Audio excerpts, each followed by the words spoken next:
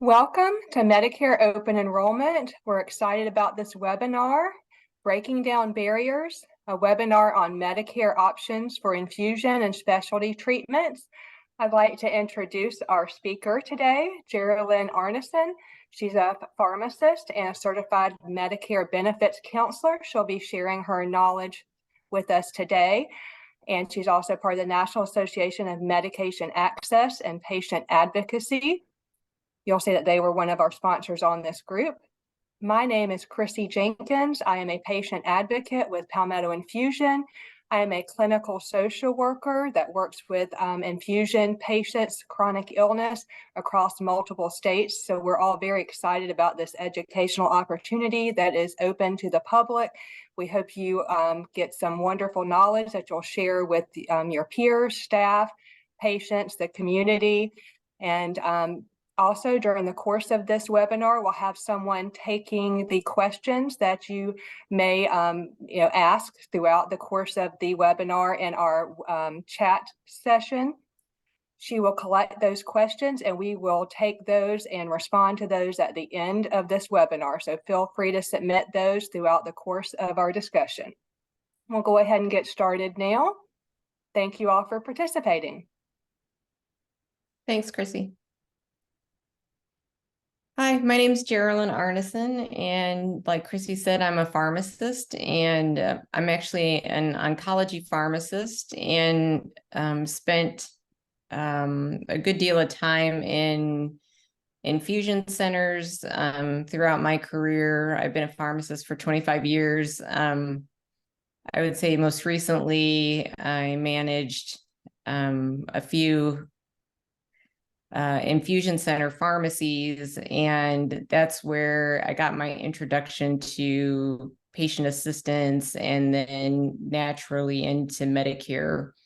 And one of the things I learned is that you really have to treat patients who are receiving infusions and injections a little bit differently when it comes to Medicare and what their options are than you do the rest of the Medicare population. They're just going to naturally have different needs.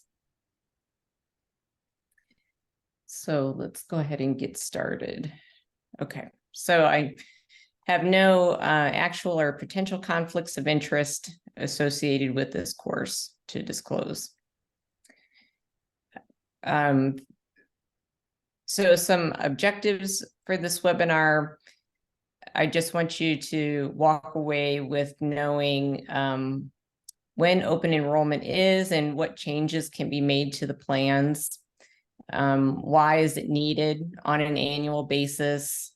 What are the standard changes that all Medicare plans are coming down the pipeline for 2024?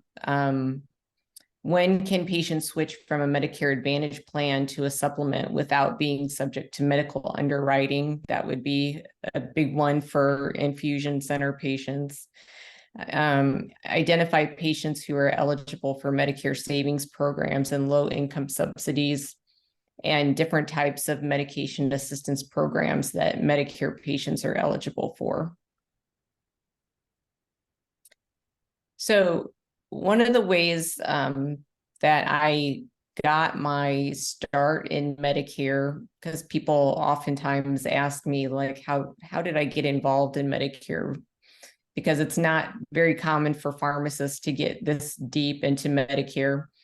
And honestly, I just was confused when I worked in the infusion center setting. Like I had come from 13, 14 years of working in military medicine, so I had no understanding of insurance and definitely not Medicare. And so when I was trying to learn patient assistance and I had to learn, who was eligible for what types of programs, and I was trying to understand just the difference between Medicare Advantage plans versus supplements, I just kept getting hung up on the same things. And I was searching online and I was like, surely there's some sort of course I can take that spells out all of this information. And so I came across a program at the time I was living in the Norfolk, Virginia area.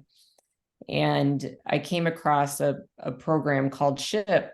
And so if I volunteered at a place called Senior Services of Southeastern Virginia, they would in turn train me and give me 22 Medicare modules that I would learn and take an examination. And then in exchange, I would volunteer for them 4 hours per week, and I would counsel new to Medicare patients. And so I didn't just end up seeing new Medicare patients. I saw all types of Medicare patients, those who had problems with their plans, who needed appeals written, who needed assistance through the state pharmaceutical assistance programs. So I got exposure to a lot of different things. And so I think SHIP is one of those hidden secrets that people don't know about, and definitely Medicare beneficiaries don't know about it. And it's really a shame, because oftentimes they rely on information from friends, families, brokers. And so they're getting biased information, and SHIP is the one place where they can get unbiased information, accurate information, where they can learn about all of the different options when it comes to Medicare, and going over based on what their medical or their health conditions are, learning like what might be the best options to cover their needs, and also to make sure that they don't get buried under a pile of debt. So I wish that, SHIP was advertised a little bit better, but I think they would be overwhelmed because there's just not enough volunteers to go around. So if this is something that is interesting to you, I would encourage you to reach out and volunteer for this organization, because they have a desperate need for volunteers, and it's a really great way to learn and get exposure to all sorts of different scenarios that you might not see every day. So one thing I came across was a study that was done by the Kaiser Foundation, where it's stated that 7 out of 10 Medicare beneficiaries don't compare their plan options during open enrollment. So 70% of beneficiaries don't review their Medicare plans every year, and they just kind of keep the same thing. I'm not even sure if a lot of beneficiaries know that they can change their plan, or I'm not sure that they know that open enrollment even exists, honestly. So open enrollment was always a busy time at SHIP for us. It goes on every year from October 15th to December 7th. It's also known as the annual election period. And so this is a time where beneficiaries can make unrestricted changes, outside of this window. They would have to have special enrollment or some sort of special qualification to be able to make these changes outside of this window. So it's very challenging, because leading up to this, the brokers are constantly calling the patients. They get a lot of mail. I have some patients tell me that they might receive anywhere between 5 to 10 phone calls a day from various brokers could be the same brokers, but they're overwhelmed, and they could be in a really good plan that fits their needs. And that was one thing that was frustrating for me when I worked at SHIP, is that I worked really hard, being a pharmacist and having that medical knowledge and getting them locked into a really great plan, is to have a broker come along and make a phone call to them and tell them something like, your doctor doesn't care about you. And then to pull them over into their plan, like for a $15 gift card or something like that. So it just makes it really challenging. And so oftentimes when they get led over to the wrong plan for them, ultimately it leads to higher out-of-pocket costs for that patient. And it's really unfortunate because we'll talk about this in a little while, but they may not know that the following 3 months, from January 1st to March 31st, is another time when they can switch to another Medicare Advantage plan if the one that they just enrolled in doesn't end up meeting their needs, or if a drug isn't on the formulary, or a doctor that they wanted to see or have been seeing isn't in network anymore. So, but whatever, during open enrollment, the last change that they make takes effect on January 1st of 2024.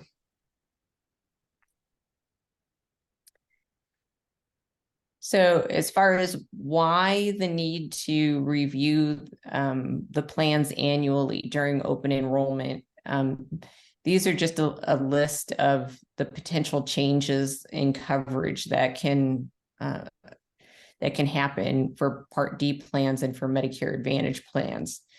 The monthly premiums are going to change, the deductibles, the yearly out-of-pocket copays, the formularies, the drug formularies change, but it could change at any time during the year, but definitely changes more frequently at the end of the year. And not understanding the consequences of that drug no longer being on the formulary can literally cost patients thousands of dollars. And it's not just the drug no longer being on the formulary. Then the pharmacy that they go to has to be in network and has to be preferred. So it has to be a preferred and in-network pharmacy. And then coverage rules for the medications can change as far as the quantity that they can get filled, step therapy, whether it requires a prior authorization or not. Same goes for the Medicare Advantage plans. The copays and co-insurances for doctor's visits, just actually the doctors themselves, whether or not they're in or out of network, that changes. And that can be very distressing for patients because they get very attached to the physicians. And so that's probably one of the number one reasons for patients that want to switch or don't want to switch plans, is because they want to stay with the physician that they're with. So, and everything listed in the Part D plan also would go for the column and with the Medicare Advantage plans. So what changes can you make during open enrollment? So anyone who has original Medicare A and B can now enroll in a Medicare Advantage plan. If they have a Medicare Advantage plan and they want to get out of it and switch back to original Medicare A and B, say they're willing to take on the cost of enrolling in a supplement, that's the time when they can get out of the Medicare Advantage plan and back into parts A and B alone. Anyone with a Medicare Advantage plan can switch to a different Medicare Advantage plan. Anyone with a Part D plan can switch to a new Part D plan. And anyone who has original Medicare Parts A and B can join or drop a Part D plan. The only thing that you can't do is anyone in a Medigap or supplement can't switch to a new Medigap without being subject to medical underwriting. Or, and what that means is, without having their pre-existing conditions being taken into consideration, or without having to pay higher monthly premiums due to those pre-existing conditions. If they're in a Medicare Advantage plan and they want to drop that plan and enroll in a Medigap or supplement, they'll be subject to medical underwriting.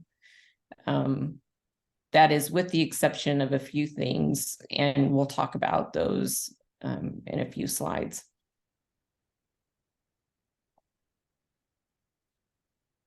So this is just a summary of where patients are getting their information regarding open enrollment in Medicare in general. About 30% or a third are getting that information from insurance brokers, and that's just due to the aggressive nature of how they are getting that information across to them. I see this frequently when I'm working in the pharmacy, especially where friends and family are recommending plans. So we'll frequently have patients call up to the pharmacy and ask, what plan do we recommend? Or, what do we frequently see, or what plans do we think are the best? And, that's not an easy question to answer, because the plan that's the best is going to be an individualized plan based on that patient's medications and physicians and chronic health conditions. So, it might be that someone's sister has a Humana HMO Medicare Advantage plan, and they really like it because they're not on hardly any medications. And so they're going to recommend that Humana HMO plan to their sister. And a lot of times that's how people end up in their Medicare Advantage plans. Unfortunately, the Medicare Plan Finder on Medicare.gov is a really great tool. And only 5% are using that to compare their plan to other plans. And you can compare up to 3 plans at a time. And there's so much information that's available on the website. And it's fairly user-friendly, I think. You can even load your medications in there. You can create a mymedicare.gov account, and you can type in all your medications, and it saves the medications in there, and it saves it in there year after year. So it's a really great tool. 3 to 7% are getting it from some sort of advertisement on TV. I'm sure you've seen the late night TV infomercials with Joe Namath or some other celebrity that's making a recommendation. Again, unfortunately, only 5% are tapped into the SHIP, whatever SHIP counseling center is, or whatever that SHIP center is called in that vicinity. It could be an office for aging or something like that. And even though only 5% are accessing SHIP, even with all the volunteers working pretty much all day, every day during open enrollment, it's sad to see that we were only able to reach such a low percentage, because we had people visiting, doing in-office visits with beneficiaries, as well as doing phone visits too. And then we would even do some health fairs to try to do some public outreach. But again, unfortunately, there's just not enough volunteers to go around. And then unfortunately, almost 50% didn't receive any help. And that's the sad reality, I think, is that a lot of patients are just kind of flying blind out there.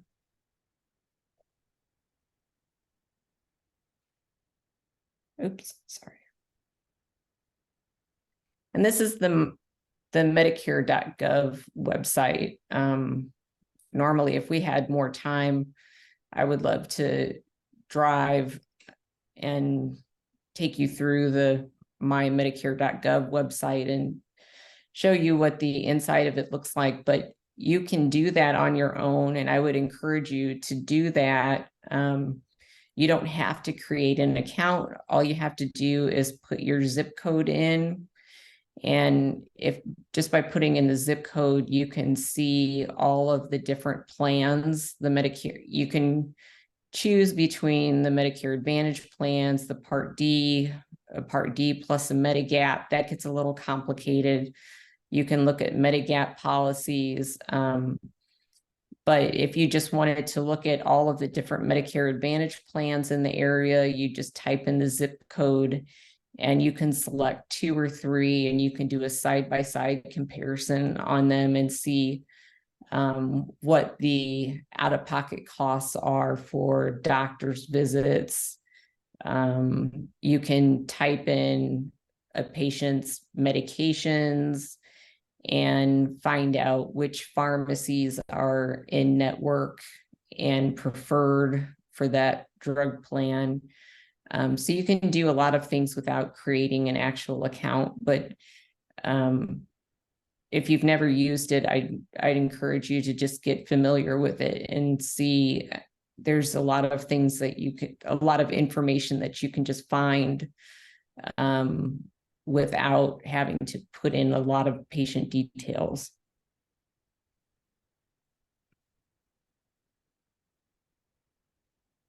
And then this is just a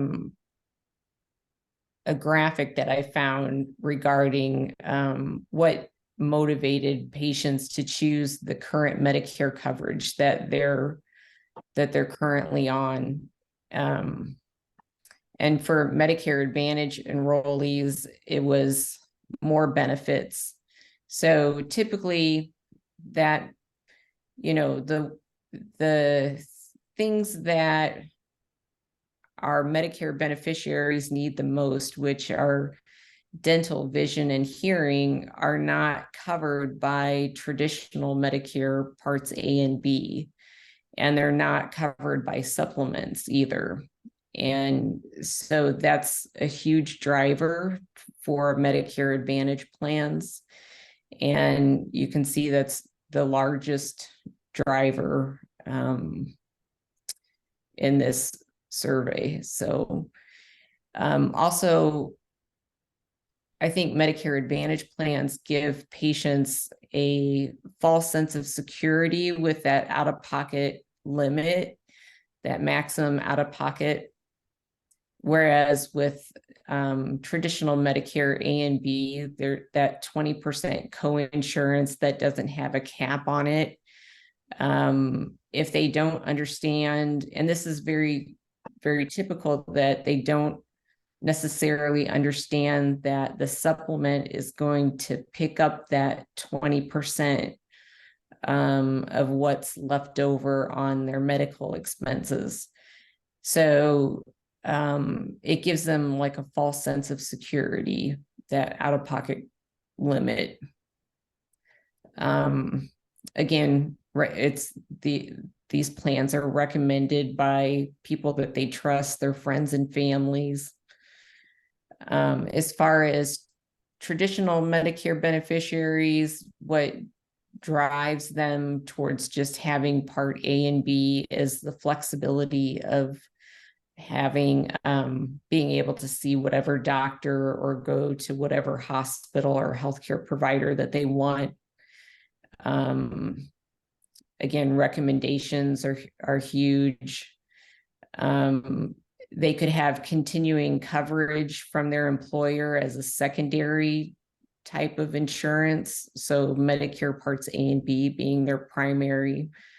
And just like the VA doesn't work in conjunction with Medicare, but TRICARE for Life is a secondary, but they could have possibly like their spouse still has employee benefits that ends up being a secondary for them. So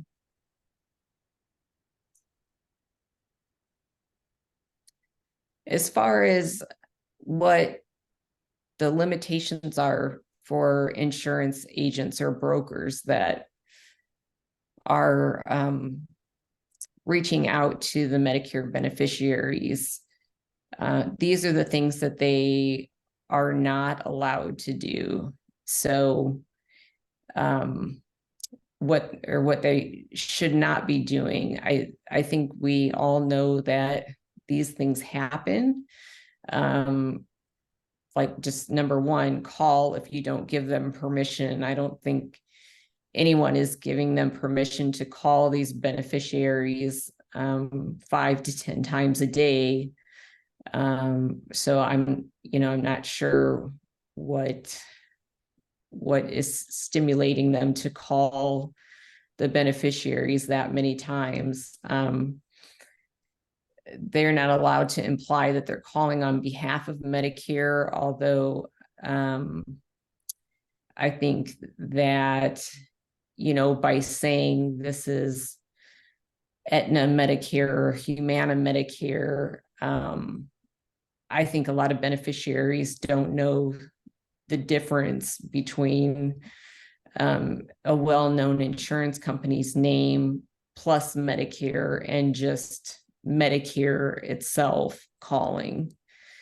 They're not allowed to visit a beneficiary at their home, nursing home, place of residence without their permission.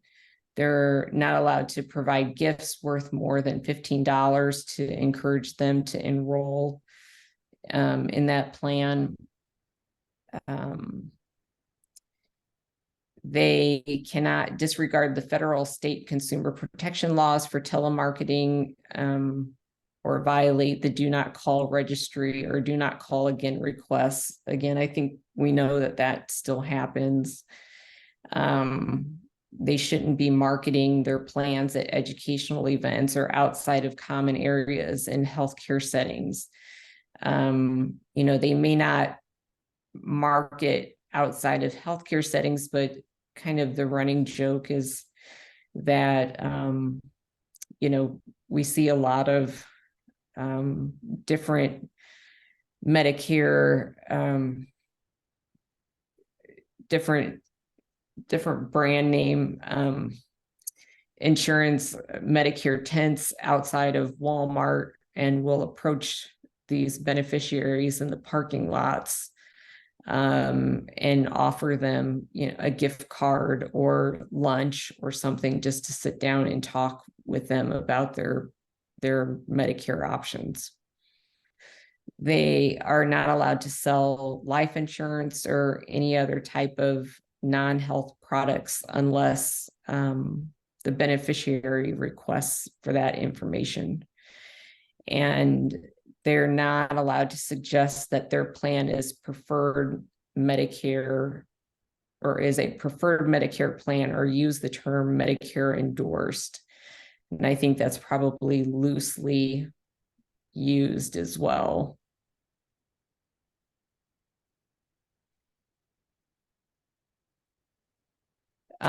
Typically in my Medicare talks, I go over each of the parts of Medicare. But I think for this talk, since we're focusing on open enrollment and how that impacts infusions and injections, I thought I would just condense it and talk a little bit about the increase in the costs for 2024.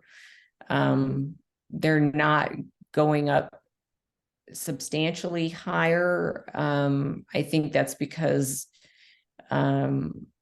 they had been increasing at a fairly rapid pace over the past few years up until last year, where they actually decreased in costs. The Part B premiums actually went down in costs. And so now the Part B premium just went up to $174.70. As far as Part A, that went up from $1,600 to $1,632 for the deductible, and that's for each benefit period. And just the thing to remember with that is that that deductible is for each benefit period, and a benefit period is 60 days. So there's 60 days when after they've been discharged from the hospital. So if they were discharged today and then they were readmitted within 60 days from today, they would not have to pay that deductible again. But if they were discharged today and then readmitted greater than 60 days from today, then they would have to pay that $1,632 deductible again. So it's for each benefit period.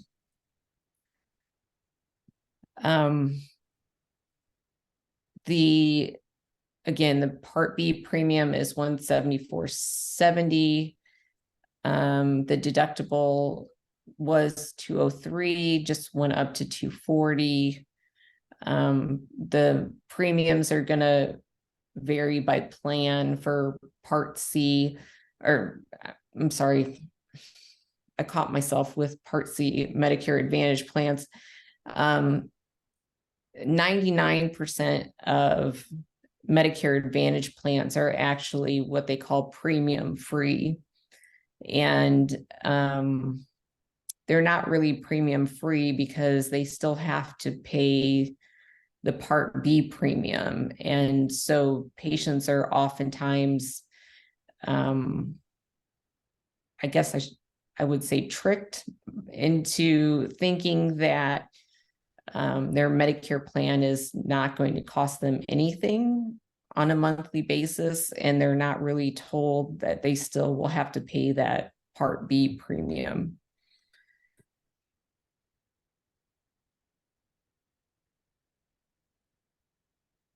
The Part D premiums vary by plan, but the average for 2024 is anywhere between $32 and $35 a month.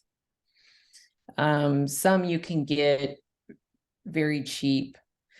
And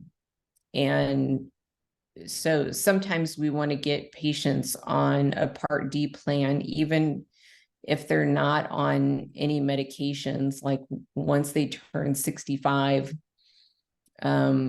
you'll have some patients who aren't on any medications and they think that they don't need a Part D plan. But if they don't enroll when they turn 65 and they don't have credible drug coverage, then they'll start to accumulate penalties every month.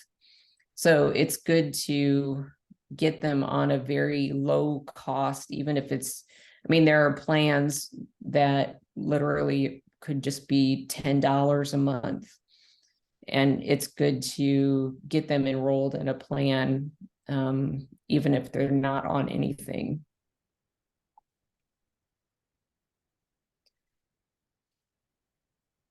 So changes to Medicare Part D. Again, the premiums are going to increase to $32 to $35 a month. The premiums vary from the plans and also are very region specific. That's one thing I forgot to mention. The beneficiaries need to really carefully examine their annual notice of change to see if it makes sense to explore other options. And that annual notice of change is what is going to tell them, if any drugs are going to be dropped from their formulary, or if any providers are going to be changing. So they need to review that. And then this is part of the Inflation Reduction Act, is the copays for all insulins covered by beneficiaries Part D plan are limited to $35 a month. So it was just certain insulins that or certain plans had insulin covered for $35 a month, but now all plans have to cover insulins at $35 a month. And then there are no copays or deductibles for vaccines covered by Part D, which include shingles and RSV vaccine. And I would say the RSV vaccine, this is its first year, and it's been very popular this year. But the number one question has also been whether or not there's a price tag associated with it, and there's not. Beneficiaries who previously qualified for partial extra help will now receive the full extra help benefit. So they are doing away with the partial extra help and just qualifying all of those patients for full extra help.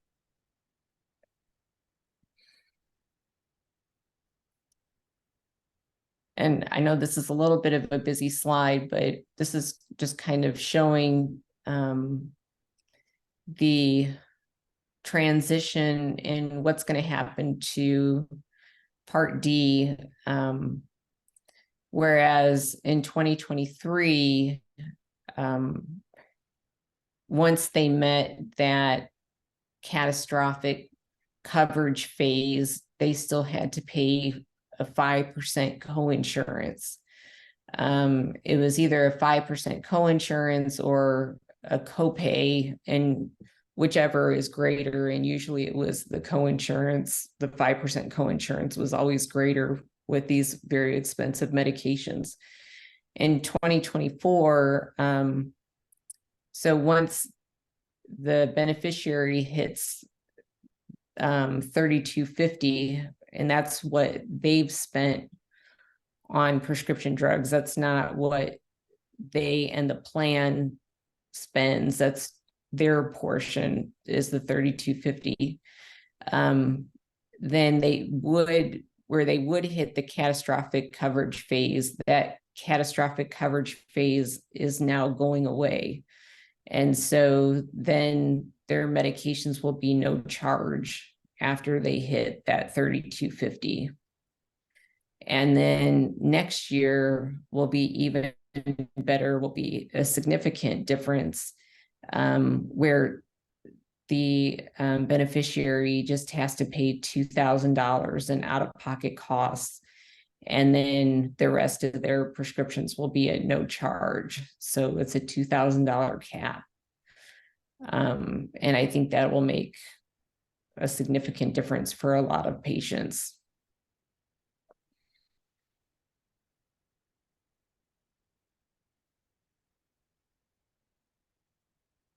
And this is just showing that, there are a lot of things that go into the cost of the prescription medications, but the largest determinant is going to be what tier it falls under. So all generics fall under tier 1. That's going to be the least expensive. Then tier 2 is your preferred brands, and that is going to be determined by that plan's formulary. And then tier 3 is going to be your non-preferred brands. And so if it's a non-preferred brand, then that's going to create some additional costs for the patient.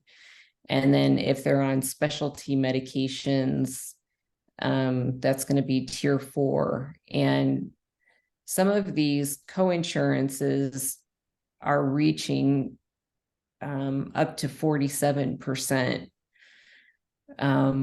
So, that again, that's another reason why during open enrollment, they really need to review, again, another plug for the plan finder, but is to put their medications into the plan finder to find out what tier their drugs are going to fall into. And it will even kick out how much it's going to cost them per month. And not only what tier, but how much per month and when they're going to hit each of those phases, the deductible, and all the way until they hit that 3250. So, if a drug has been a preferred brand all the way up until they just received their annual notice that it's going to now be a non-preferred brand, and that then increases their coinsurance to 47%, that could impact them significantly, where their coinsurance at 47% could easily be $1,000 or so. So, one thing to also keep in mind is that if they're on a Medicare Advantage plan, that their out-of-pocket costs for their prescription drugs don't contribute towards their out-of-pocket maximum for their Medicare Advantage plan. So they really have 2 out-of-pocket maxes.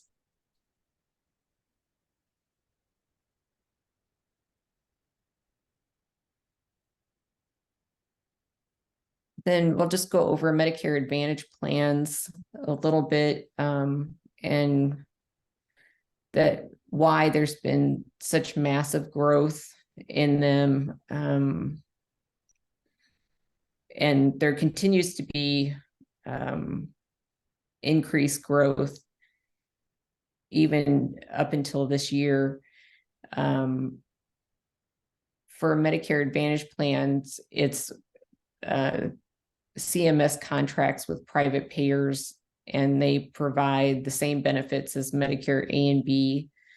And usually with Part D, there are some Medicare Advantage plans that don't have the prescription drug program or prescription drug plan part to it.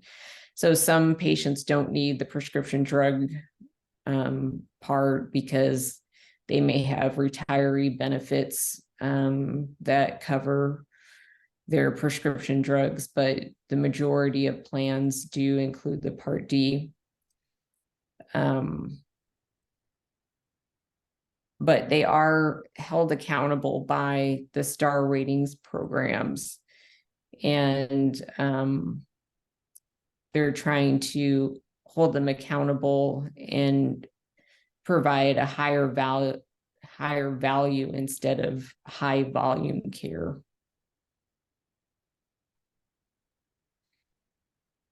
And this is just showing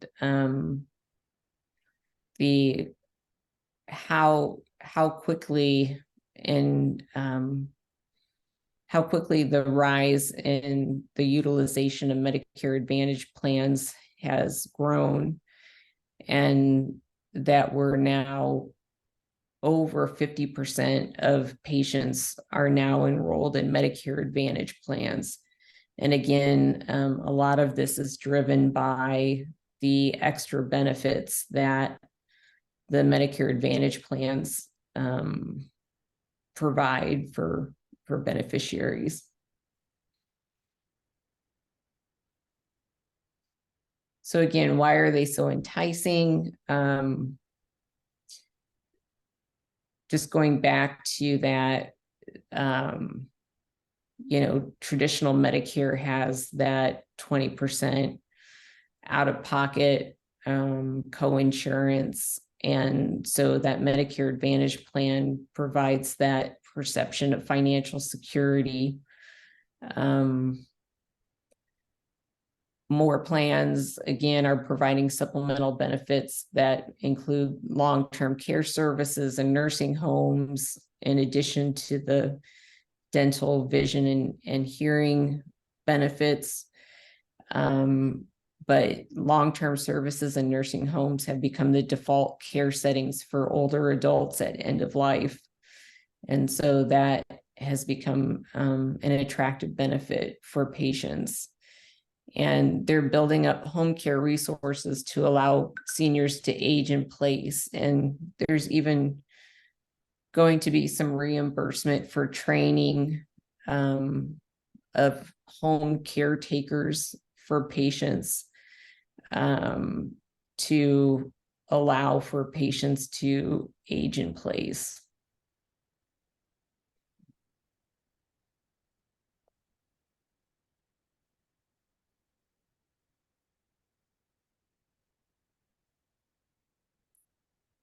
Okay, so moving on to supplements or Medigap plans.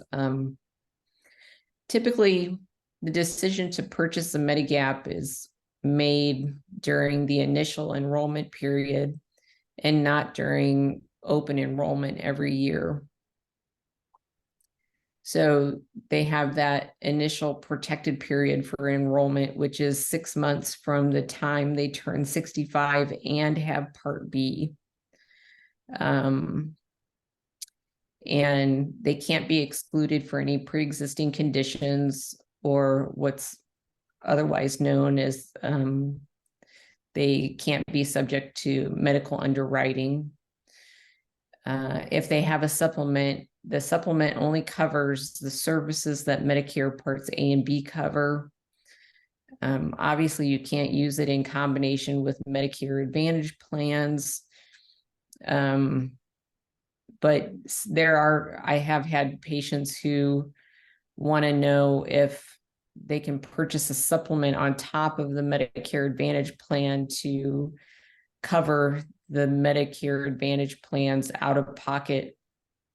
If they have a high out of pocket max, like $7,000 or $8,000 out of pocket max, they want to know if they need a supplement to cover that.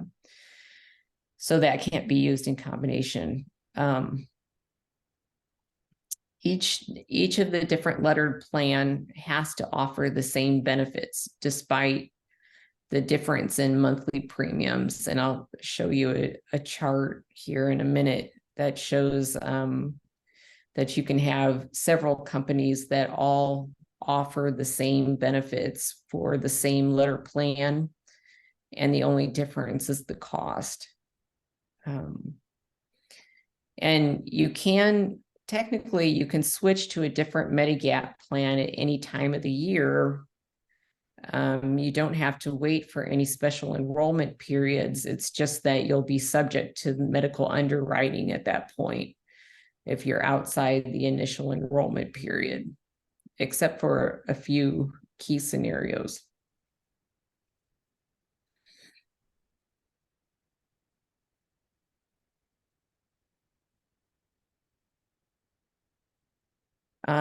So this just shows some of the out-of-pocket costs, the annual out-of-pocket costs for some patients receiving infusions and injections, and why they're frequently unable to afford the 20% coinsurance from their Part B meds, and why they need supplements. And usually they don't need the supplement just to pick up the 20% coinsurance from the Part B meds, but having a chronic health condition, they need it to pick up other routine expenses associated with that chronic condition, such as MRIs or CT scans, surgeries, hospital stays. But for infusion centers, I'm sure you can see on here some medications that are frequently given at your infusion centers and what the annual price tag is.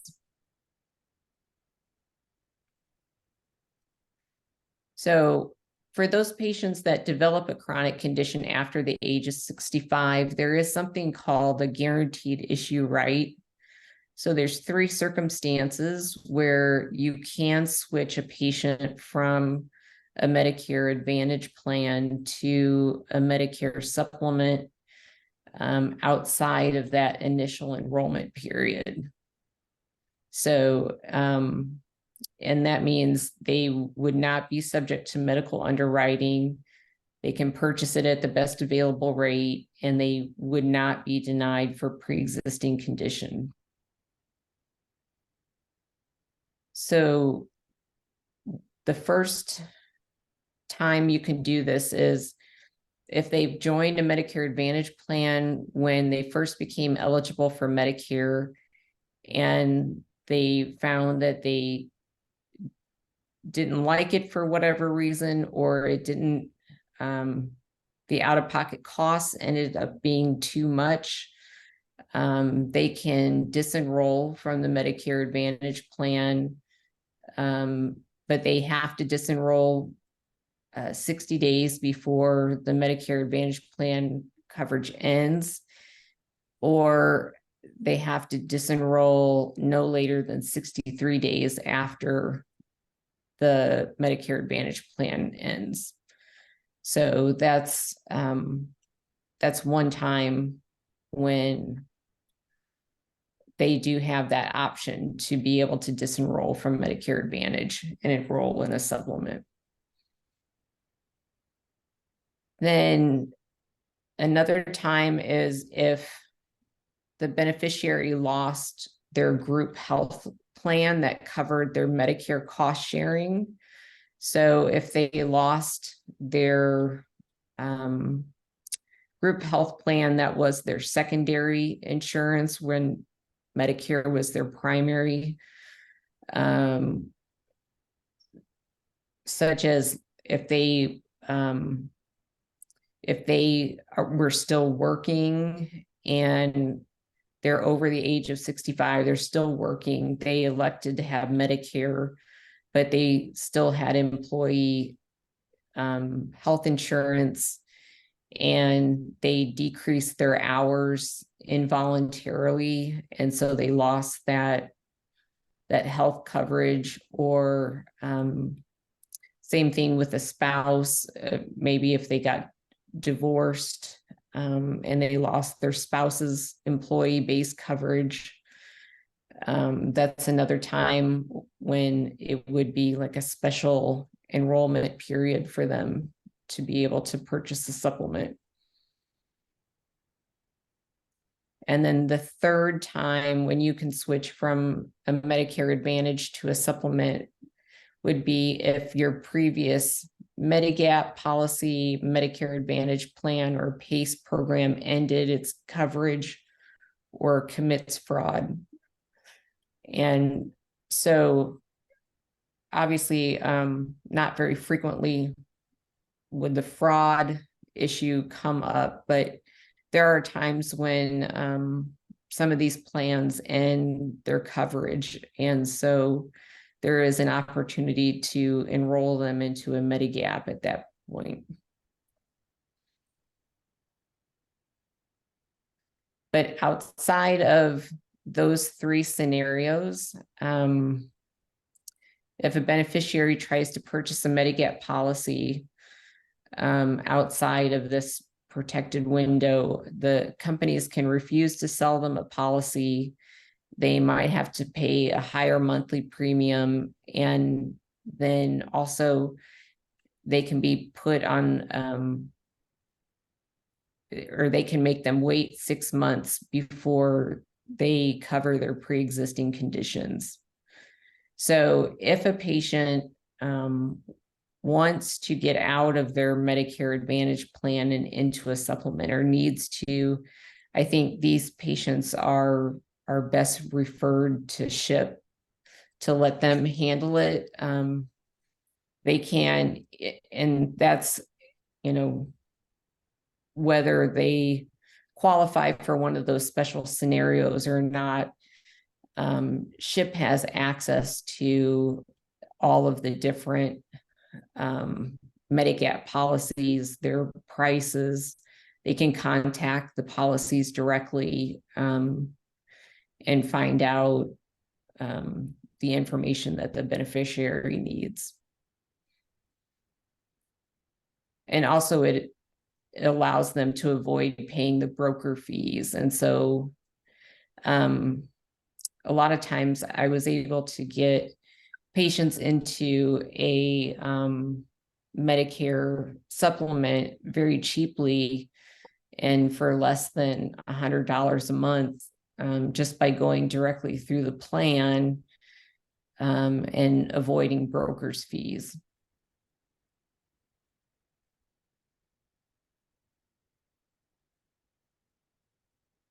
And this is a chart that I actually brought with me from SHIP, and it's just showing how it's a list of all of the different plans that are, not all of the plans, but just a short snippet of plans that are available. And you can see down near the bottom where Anthem Blue Cross Blue Shield, for a plan G, which we call the Cadillac plan, which covers pretty much everything. The premium is $11.76. That's the annual premium. This was 3 years ago. But AARP, it's broken up into male and female coverage, but you can see the difference between 1176 and 1281 or 1458 for males. And so those two plans have to offer exactly the same coverage. They have to offer identical coverage.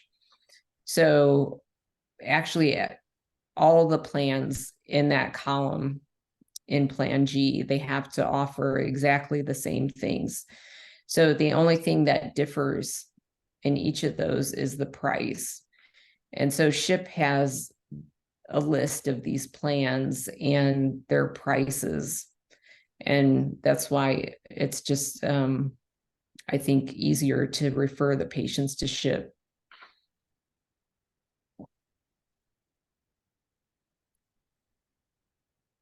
And we'll skip over this for the sake of time to compare Medicare Advantage plans and supplements.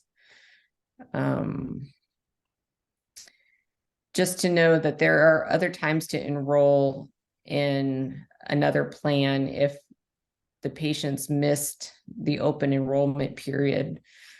If it's if they're on a Medicare Advantage plan, if they can enroll into a 5-star plan any time of year. If that region has 5-star plans available. Some regions don't have 5-star plans available. But if they do, they can enroll into another 5-star plan. You can only do this once per calendar year. And then they can switch from one Medicare Advantage plan to another Medicare Advantage plan from January 1st to March 31st. So almost immediately after open enrollment ends, they have this open enrollment for Medicare Advantage. And so the new plan would take effect the first of the month of the following month after they make the change. And then as far as how to choose the new Medicare plan, we'll just go through this real quickly. I got this off of the National Council on Aging, which I think is also a really great resource for beneficiaries. But they talk about going through the 4 C's, which is coverage. So make a list of your doctors and prescriptions, look them up in the plan finder to make sure they're still covered. Are the services you need still covered by your current plan? Are there any other health related services you would like to have covered? The Medicare Advantage plans, like besides vision, hearing, and dental, they're also offering alternative treatments, personal health devices like cell phones, transportation, meal assistance. So there's several other things that could be enticing for patients as well. Cost, it has the beneficiary's financial situation changed. Again, the plan finder tool is the best way to compare the monthly and annual costs associated with the plan. Was the costs that the beneficiary had over the past year more than they expected? Were they visiting the physician more frequently, and which resulted in more copays and deductibles? Did they fill enough prescriptions or expensive enough prescriptions that they reached the coverage gap or donut hole? Then convenience, does the doctor take their Medicare plan? Are they going on any vacations? Do they want a plan with a flexible network? If they do, Medicare Parts A and B might be a better option for them.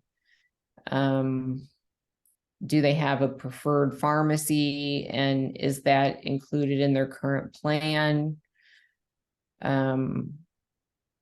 Do the costs of the medications change under the different plans based on that pharmacy? Does the beneficiary prefer mail order? All of those things should be taken into consideration. And then lastly would be customer service. Were they satisfied with the quality of their care over their past year? And these are the things that the star ratings are based off of. If they did have any problems, how responsive was the plan to those problems? Did they have to appeal any denials of coverage? How difficult was that? And what was the outcome?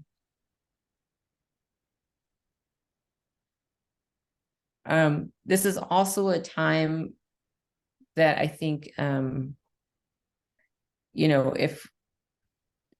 where there's an opportunity to do some insurance optimization for the patient if they're not in an ideal plan. Like, I saw plenty of patients who just had Medicare Parts A and B and didn't know that they needed to sign up for a Medicare Advantage plan or a Part D plan. So this is the time of year to be able to enroll them in at least a Medicare Advantage plan to get them a limit on their out-of-pocket expenses. It's also an opportunity to screen them for low-income subsidies like Medicare savings programs and extra help. A lot of times you're collecting proof of income for other patient assistance programs at the same time. So you may as well screen them for these programs as well. And encourage Medicare supplements if the patient can afford it. And then as far as Medicare savings programs, the only one that I'll touch on is, and these are all income and asset based, is the qualified Medicare beneficiary. But they, this one does pick up the Part B cost sharing, the Part B coinsurance.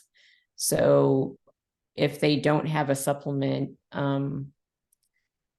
you could technically switch them to Medicare Part A and B from a Medicare Advantage plan if they qualified for QMB, and then let the QMB program pick up their 20% coinsurance.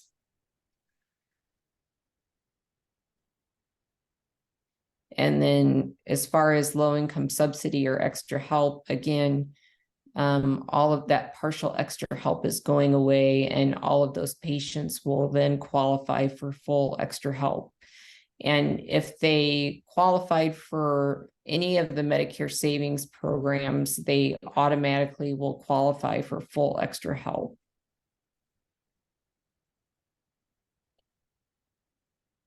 And then as far as patient assistance for patients with Medicare, so it's the patients who have Medicare Advantage plans that may need assistance to help with infusions or certain oral prescriptions billed under Part B, that 20% coinsurance until they hit their out-of-pocket maximum, or prescriptions filled under Part D. Medicare patients aren't eligible for manufacturer's copay assistance. So you have to look for open foundation assistance first, which Chrissie is going to talk about here in a minute. But if no foundation funds are available for their disease state, and these are highly competitive, the disease state funds through the foundations are highly competitive. So if they're not open, then free drug is oftentimes your only option, and that is getting more and more difficult to enroll Medicare patients into. Patients with traditional Medicare Parts A and B and a supplement typically aren't going to need any patient assistance with Part B medications, but they still might need assistance with their Part D medications. So it's important to not forget about the Part D just because they have a supplement.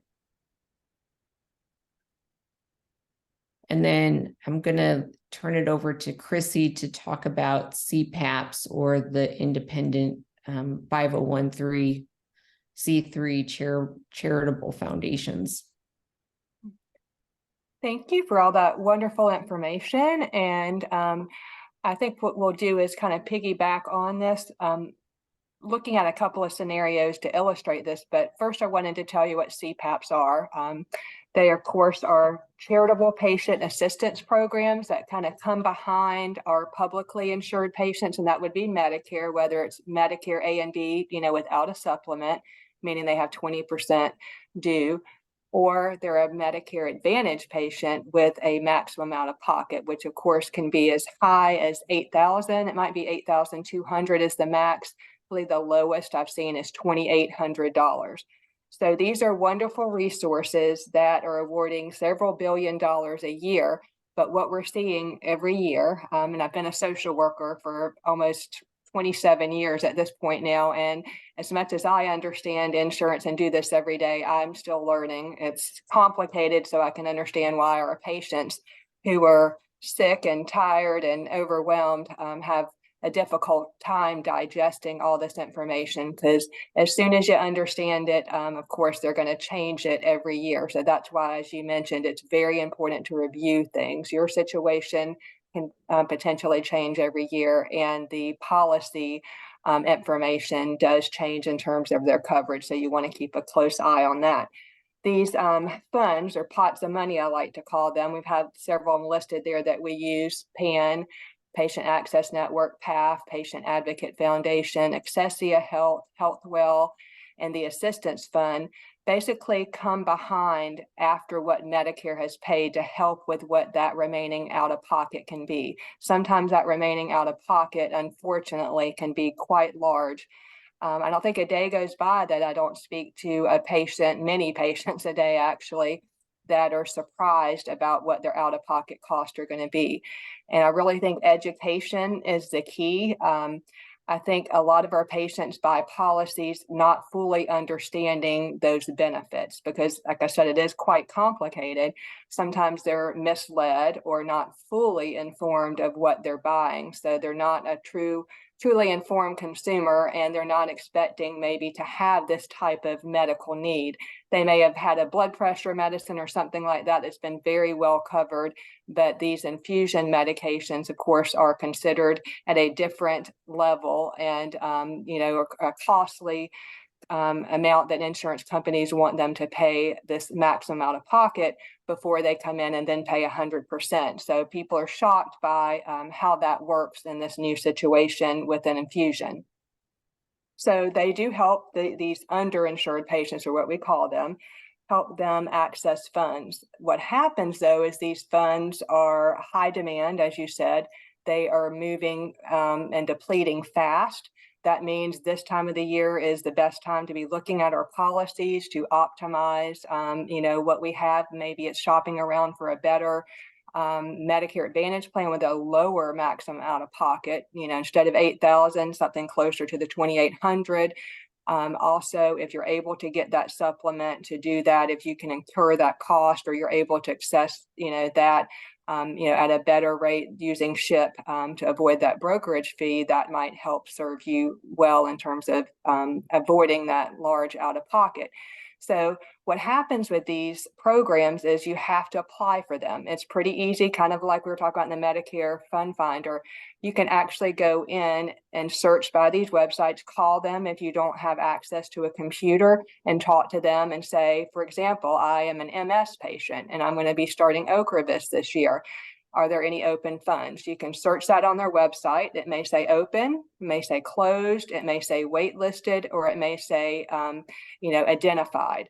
So every program does their own little thing. So you have to realize they all have money to give, but they have different ways of going about that. So don't assume that every year it's going to be the same, or that every one of them do this the same. You have to kind of stay on top of what is needed. They're going to pre-screen you. For example, they may say 300% of the poverty level is their income requirement, and you'll fill in the information and they may tell you if you're eligible or not for that. If it's open, then they're going to guide you through that process. If it's closed, they may give you the option to join their wait list. I would encourage everyone to look at those possibilities through these disease foundations and find out which ones are currently open so they can get their names in there. Be on the notification list. They may notify you by email, by text message. Just make sure that you're checking that regularly. An example recently was with the Patient Advocate Foundation for our public insured, which of course is our Medicare patients. Their fund for MS opened up for Ocrevus, $7,500. It has done that 3 times in the last 6 months, and it closed, depleted in under 1 hour. So they do not give you always the option to be on the waiting list. They're first come, first serve. So you have these funds, the money's there. We don't want to leave any money on the table when patients are desperately looking to offset these costs for these very necessary infusions. So I encourage you to make sure that you're checking to see what's available for your disease that matches up with the medicine that your doctor's prescribed. Get the notifications, join the wait list, do all that you can to kind of get yourself in that situation. So when funds do come in, since there's a lot of people going to those pots of money, that you're in line to receive that, hopefully sooner than later. By mid-year, we saw most of the major disease foundations tapped out. So a lot of people were waiting. Some of them are funding again at this point in time, but there's no guarantee of when that's going to come and what amount that may be. For example, some of them last year were funding 7,000 and 8,000. They decided to cut that in half this year. So what you get this year may be less than what you got last year. The income criteria, as I mentioned, is subject to change too. With the free drug through the pharmaceutical companies, we've noticed some changes of them being more conservative with their poverty levels.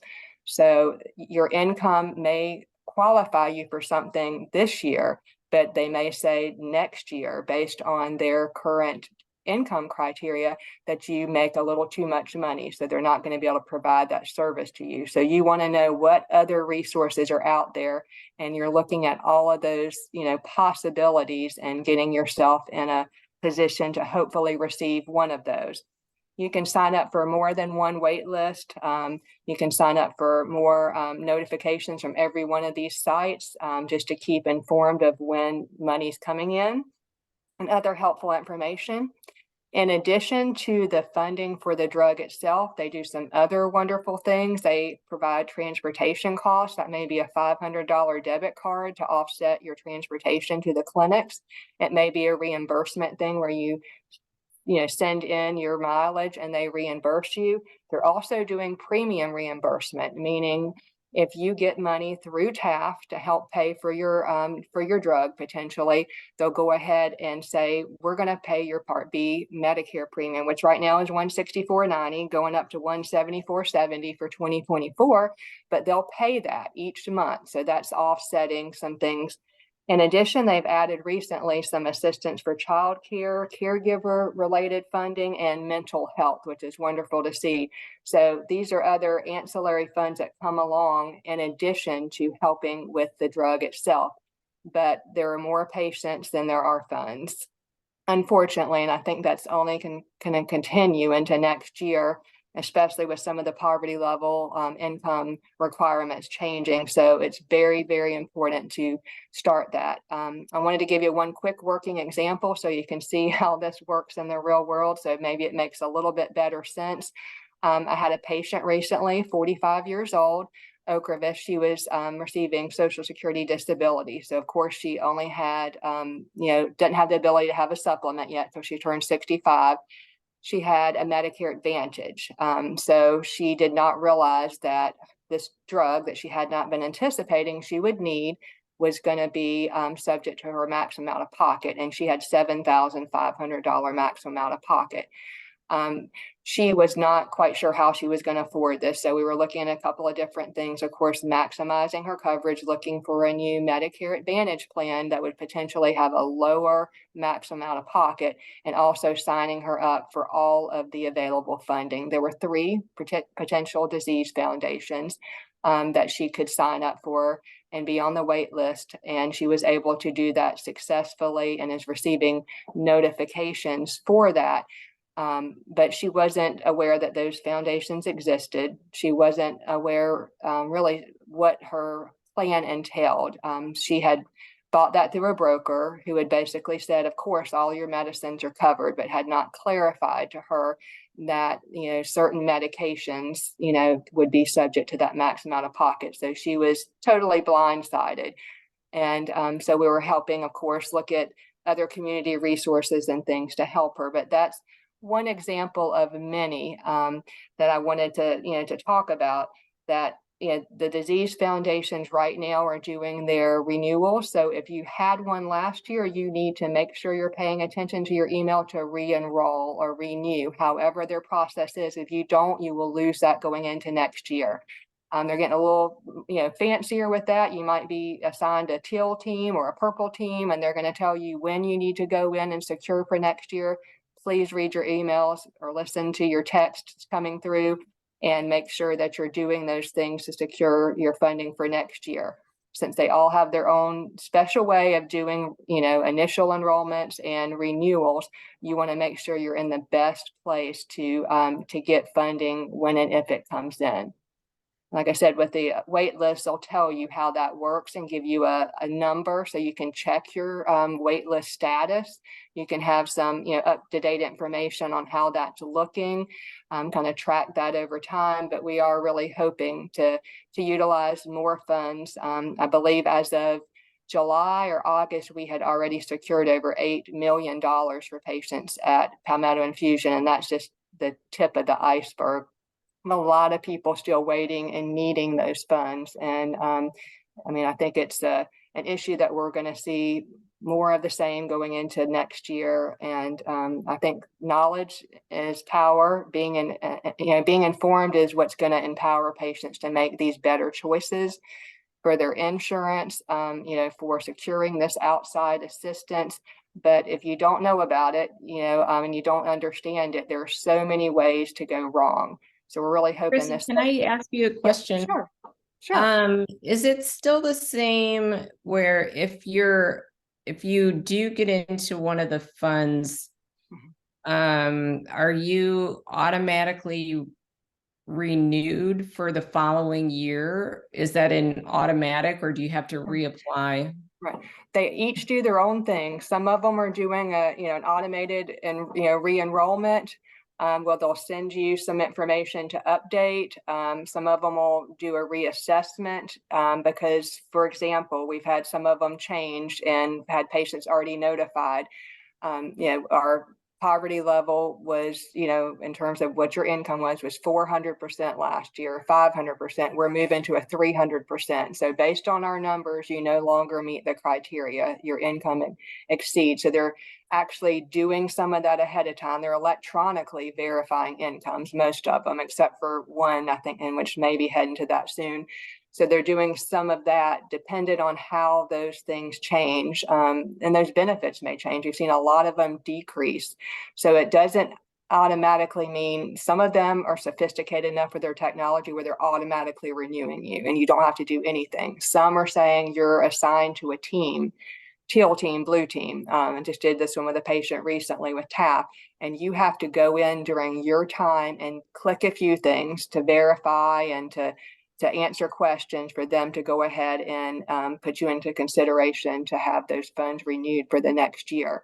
So unfortunately, it's not standardized. Every disease foundation, depending on their technology and how they're managing these large increasing volumes of patients, has their own way of doing that. So just pay attention to your email and they will direct you, and they're getting better than they were. It was actually more laborsome for people to have to send things in, and they missed, filling out things that were required, and they were automatically dropped and didn't know it till they came into the infusion center and they thought, it's going to be there, and they hadn't done the things that they needed to do.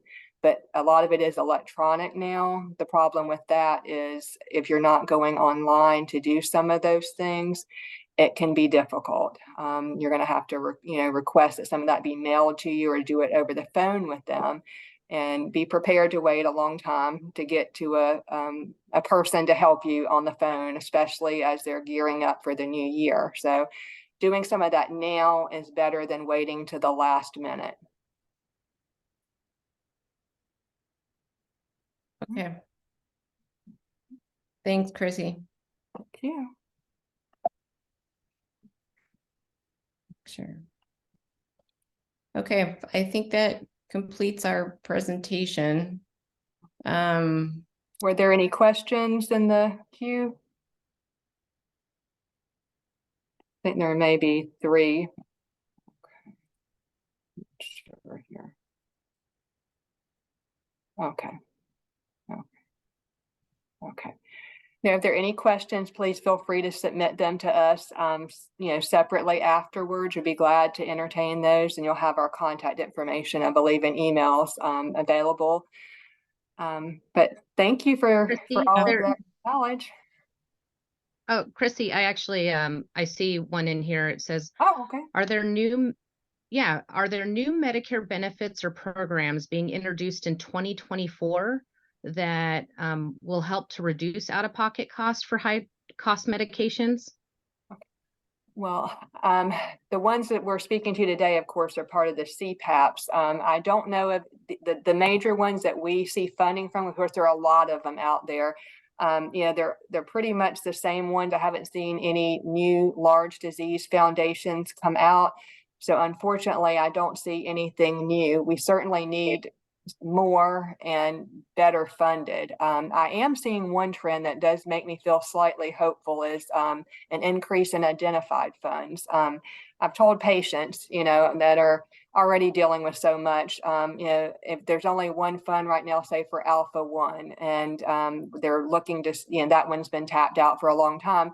You can call any of these, large disease foundations, PAN, TAF, PAF, Healthwell, and say, I have this disease and I need help. And the more people that call to generate the numbers saying we need help with this, that's how they identify this, that there's enough need out there in the public, so that we're going to go ahead and create this fund and start soliciting donations, because those come from nonprofit and government agencies and pharmaceutical companies that fund these large disease funds. So that's the way to see new funds created, by calling and saying, I have a need. I see you don't have a program. Can you put my name in? And enough people do that. That's how the funds are created. So it's really a grassroots thing, to get diseases that aren't maybe traditionally covered as well, more rare diseases.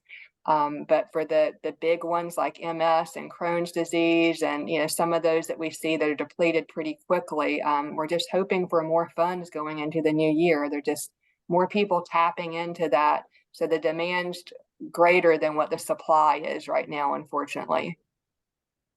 That's why I think insurance optimization is so important. Whether that's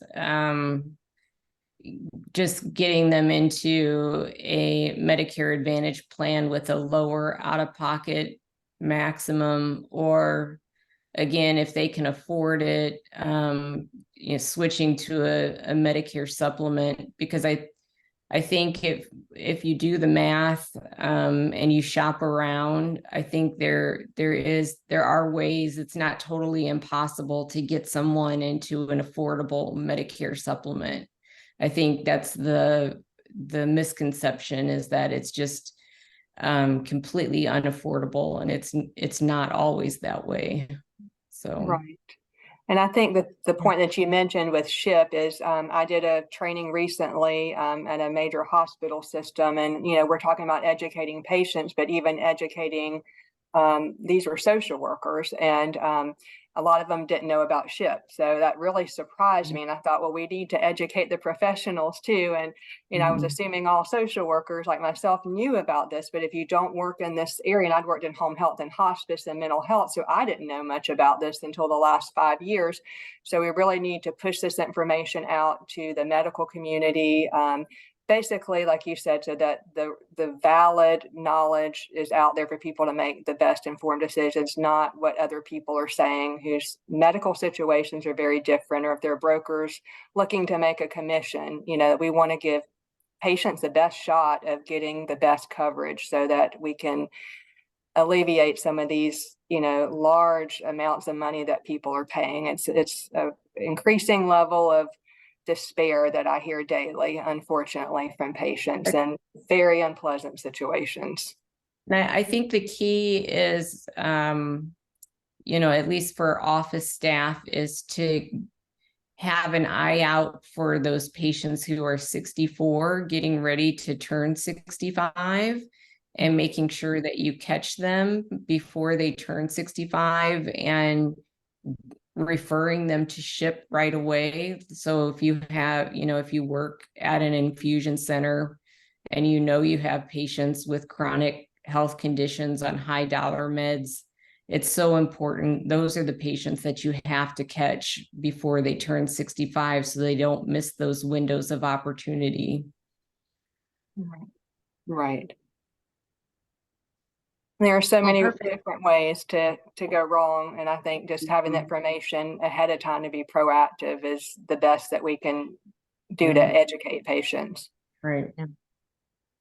So I had one other question, and this attendee may have came in halfway, but it said, for patients who travel frequently or live in multiple states throughout the year, should they approach open enrollment to ensure consistent coverage for their infusion and specialty treatments any differently? Yeah, I mean, hopefully, I would hope that those patients would have traditional Medicare A and B with a supplement for the flexibility in having provider coverage and having multiple infusion centers be in network and multiple providers being in network. Because having a Medicare Advantage plan you just don't have the same type of flexibility that you do if you had traditional Medicare A and B. Right. And I've seen that be a real obstacle for patients that, I'm here in South Carolina that may, be here part of the year at the beach and then are back somewhere else. That their plans are very restricted with Medicare Advantage. And so they can't assume that their infusion is going to be covered here, but then at their second home is going to be covered. So for most of those patients, we do kind of recommend the Medicare A and B with a supplement, since they don't have to worry about that network of providers being very restricted. They're kind of everywhere Medicare is accepted, so they don't have to worry. And then one additional question, can you define medical underwriting again? Like, what does that mean? Yeah, medical underwriting would be they are screening them for pre-existing conditions. So if they subject them to medical underwriting, that means that they can exclude them from their policies for their pre-existing conditions. So when I say that they can be enrolled in a Medicare supplement without being subject to medical underwriting, that means they can be enrolled in a Medicare supplement without being excluded for pre-existing conditions. So that's why it's so important for infusion center patients to not miss that window of opportunity, because they're the patients that have the pre-existing conditions. And so that's their window of opportunity to be able to get into those plans without having a higher premium, without having to wait 6 months to have their pre-existing conditions covered, or having their pre-existing conditions excluded. Thank you. And I think that's all we have time for. So I just dropped the email in here, info@namapa.org. Chrissie and Jerilyn, I also invited that they can reach out directly to you. And I'm sure we could do a follow-up of maybe some case scenarios or some exact scenarios that you've seen, from going Medicare Advantage to Medicare Supplement during open enrollments. And so I think some of those might be helpful for next time. Yeah. Right. Okay, thanks. Thank you. Bye. All right, thank you, guys. Thank you.